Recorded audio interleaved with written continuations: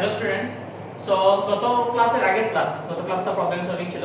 So তার আগের ক্লাসে আমরা ওয়েট নিয়ে একটা ডিসকাশন করছিলাম যে ওয়েট ভেরি করতে পারে। এখন কিভাবে ভেরি করে, কেন ভেরি করে, ওইটা আমরা ডিফারেন্ট প্ল্যানেটের ক্ষেত্রে বলছিলাম, বাট আর্থেও কিন্তু ওয়েটের ভেরিয়েশনটা দেখা যায় অনেক ক্ষেত্রে। ধরো তোমার কি আছে, তুমি ওয়েটের ফর্মুলা কি mg, এখন g এর ফর্মুলা কি ছিল বলতো, gm/r²।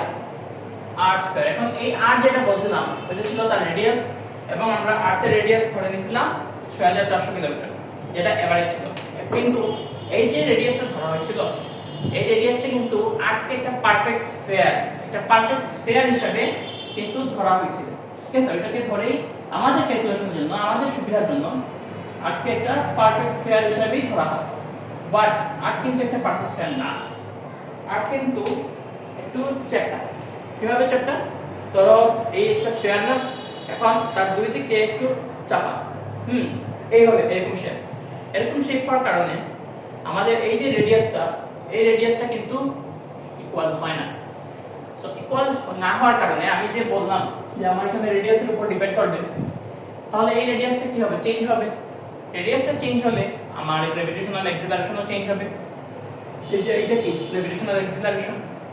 So gravitational acceleration change হলে, গ্র্যাভিটেশনাল অ্যাক্সিলারেশন আমি কি বলছিলাম যে ওই মানে আর্থ একটা 1 কেজি বডিকে কিভাবে তার নিজের দিকে পুল করতেছে, ওইটাই কিন্তু gravitational acceleration. So gravitational acceleration বা ফোর্স বা পুলটা যদি চেঞ্জ হয় 1 কেজির জন্য, সো m কেজির জন্য চেঞ্জ হবে, তাই না? তাই তো। সো m কেজির জন্য চেঞ্জ হবে, এবং ওই m কেজির জন্য যে ফোর্সটা সে ফিল করে, ওইটাই তো আমি আমার ওয়েট। আমার ওয়েটটাও বেরি হচ্ছে।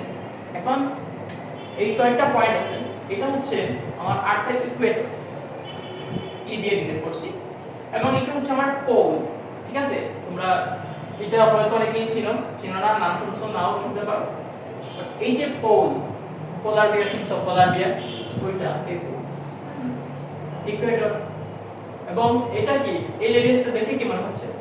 এটা থেকে কম মনে হচ্ছে না?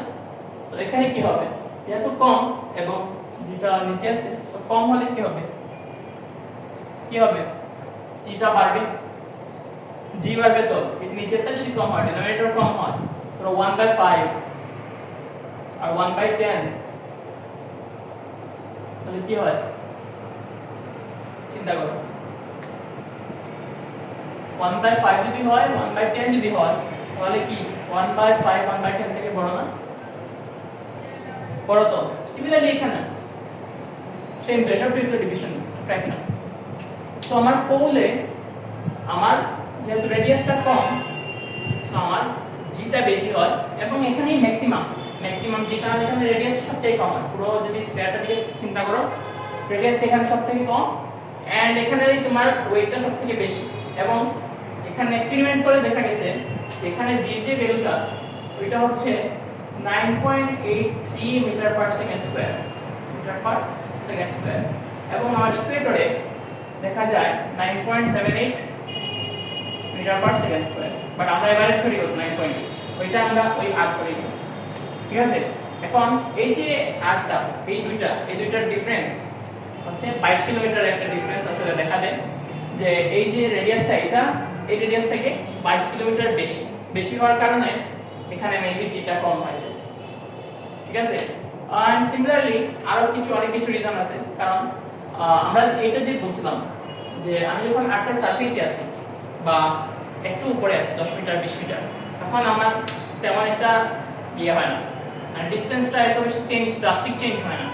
বাট আমি আগে বলছিলাম যে আমি যখন মাউন্টেনে উঠতেছি, মাউন্টেন কত কয়েক হাজার কিলোমিটার বা কয়েকশো বা এরকম, কম হলে তো হবে অনেক কিলোমিটারই। সো ইন দ্যাট কেস অনেক উপরে যখন আমি উঠতেছি, তখন একটা ডিফারেন্স ফিল হয়, কারণ সেন্টার থেকে সেন্টার, আমি বলছিলাম যে এই ডিসটেন্সটা আর্থের সেন্টার থেকে ওই বডির সেন্টার। সো আমি যদি বলি যে আমার এখানে গেলাম, ধরো আমার আর্থ, এবং আমি এখানে আসি, এই হচ্ছে আমার আর্থ, এবং এই হচ্ছে ধরো আমি যেমন একটা, ধরো এই ধরো মাউন্টেন, এবং মাউন্টেনের উপরে আমি আছি এবং এই মাউন্টেনের হাইট ধরো h, সো আমি কি h মিটার উপরে আছি সারফেস থেকে এবং এই যে সেন্টার থেকে যে সারফেস পর্যন্ত যে ডিসটেন্সটা এটা কত আমার রেডিয়াস না, এটা কি স্ফিয়ারের রেডিয়াস, আর্থের রেডিয়াস। তো আমার আলটিমেটলি আমার এই সেন্টার থেকে আমার এই আর্থের সেন্টার কতটুকু r প্লাস h, এই r আর এই h কত হয় r প্লাস h।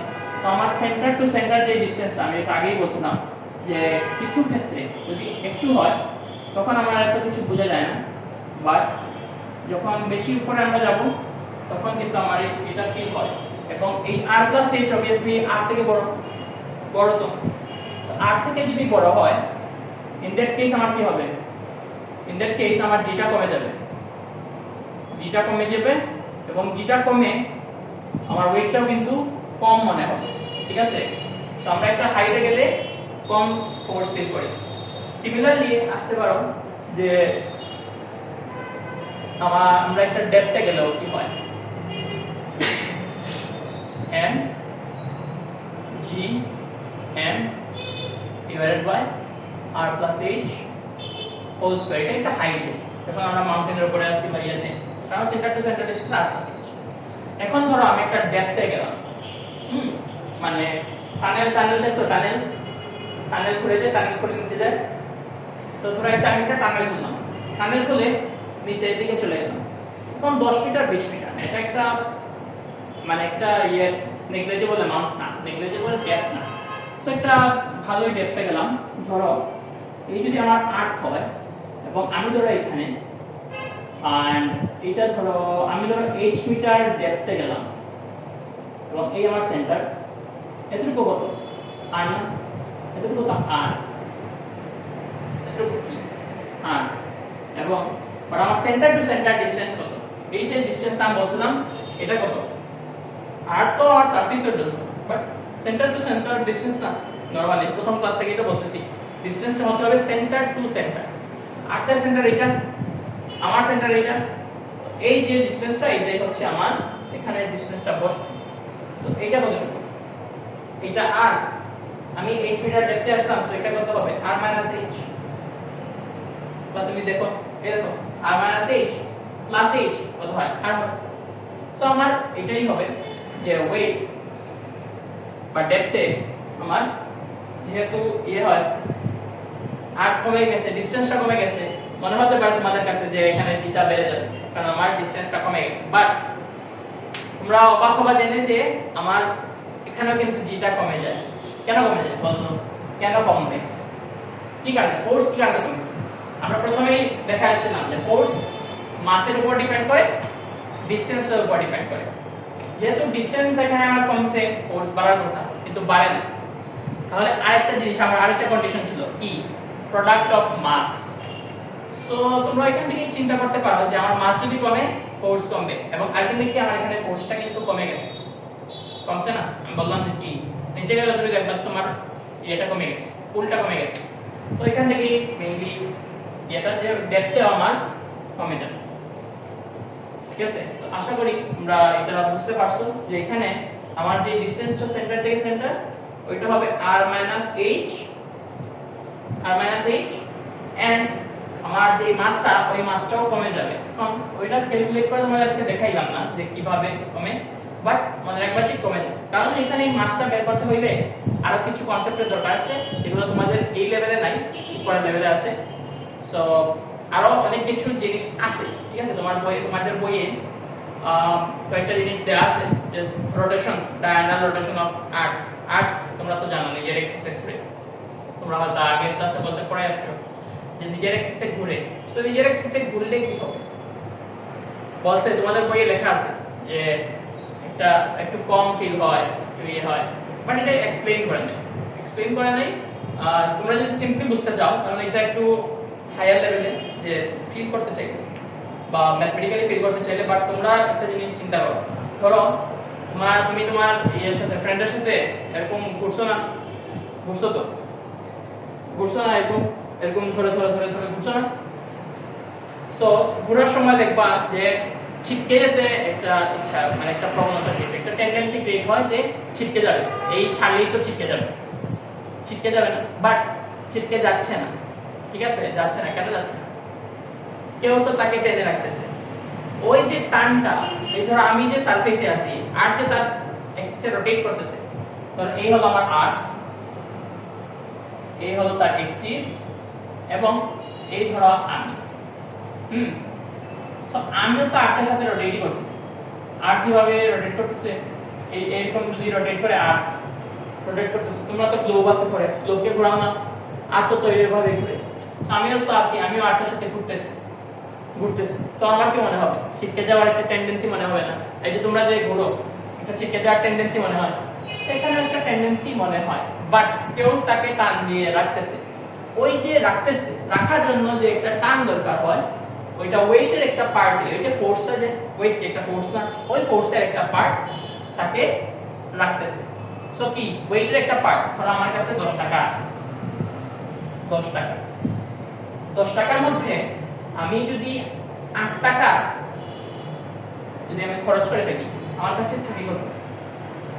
2 টাকা।